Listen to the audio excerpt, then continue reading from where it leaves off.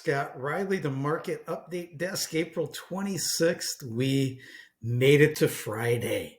Didn't know if we'd actually get to Friday this week. It's been a tough one in the market.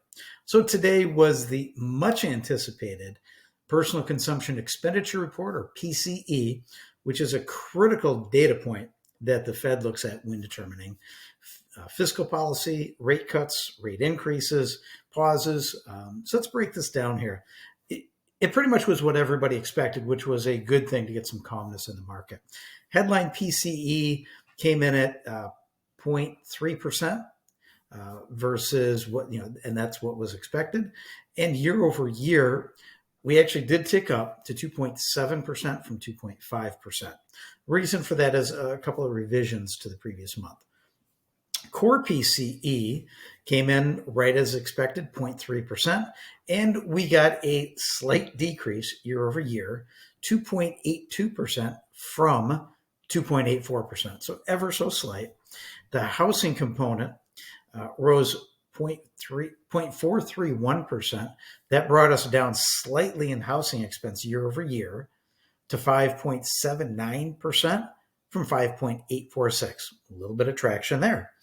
So the imputed rent or owner's equivalent rent rose 0.438%. That brought us down to 5.85% year over year. That was down from 5.89. Like I said, ever so slightly improved. Rent, a little over 0.4% up, and a slight decline, 5.58 from, actually, I'm sorry, a little bit of a rise there, 5.58 from 5.668. One of the things we looked at is wages and spending and savings when we go deep in the report. Personal income rose 0.5% month over month. Personal spending, though, came in more than expected at 0.8%. So the consumer is still hot on spending money. And in many cases, like we've talked about, it's on credit cards or buy now, pay later. So what that did, when we've got income less than spending, it reduced personal savings rate. And that came in at 3.2%, the lowest since October 22. Basically, the market's absorbing this. We took our hits yesterday with the GDP data and the cost index within the GDP data that gave us two black eyes.